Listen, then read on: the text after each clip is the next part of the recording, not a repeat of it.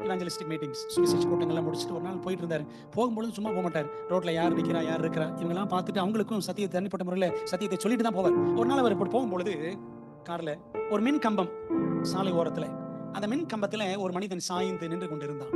அப்போ காரை நிறுத்த சொல்லிட்டு இறங்கி போய் அவரை பார்த்து பேசினாராம். டிஎல் மூடி கேட்டாராம், சகோதரரே நீங்க ஒரு கிறிஸ்தவரா அப்படின்னு கேட்டார். ஆர் யூ a கிறிஸ்டியன் அப்படின்னு கேட்டார். கேட்ட உடனே அந்த கேட்டவருக்கு பயங்கர கோவம் வந்துருச்சு.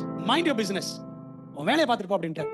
டிஎல் மூடி மிக பொறுமையாக, ஐயா என்னை மன்னிச்சுக்கங்க, நான் ஒரு சரியான கேள்வி தான் கேட்டேன்னு நினைச்சேன் அப்படின்னு சொல்லிட்டு அவர் போயிட்டார். பல மாதங்கள் கழித்து ஒரு நாள் டிஎல் மூடி வீட்டு வாசல் கதவை ஒரு மனிதன் தட்டினார்.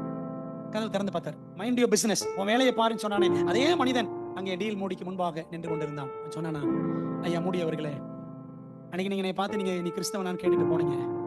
அன்னைக்கு ராத்திரி என்னால் தூங்கவே முடியல. எப்படியாவது உங்களை பார்க்கணும் என்று நான் மிகவும் ஆவலோடு ஏங்கி தேடி அலைந்து கொண்டிருந்தேன்.